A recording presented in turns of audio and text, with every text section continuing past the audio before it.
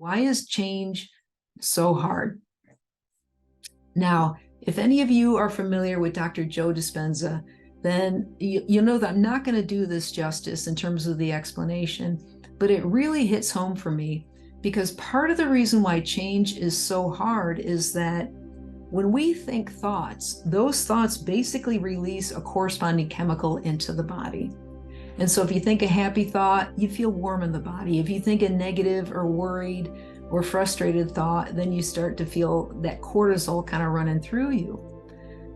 What's weird about all of this is that when you think the same thoughts repeatedly, especially thoughts like worry or overwhelm or stress, then your body actually becomes addicted to those chemicals. Like you're used to feeling worry.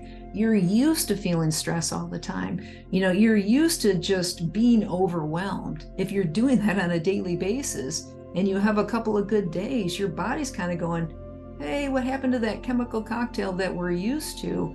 And it's very easy to slide back into those patterns of behavior.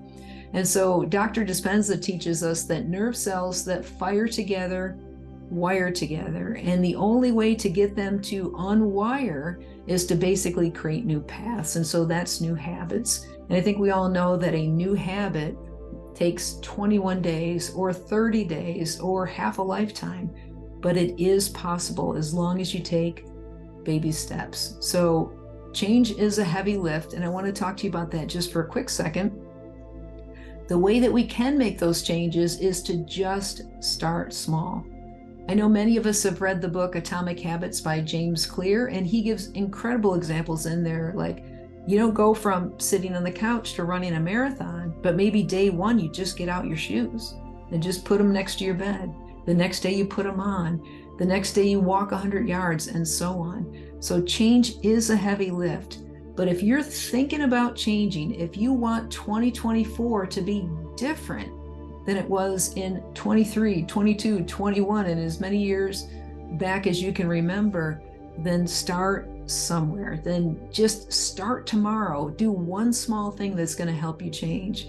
Because a year from now, you started at the bottom of the stairs. A year from now, you are calmer than you've ever been. You are more balanced than you've ever been. You've been more productive than you've ever been. And it all starts with just taking that first step.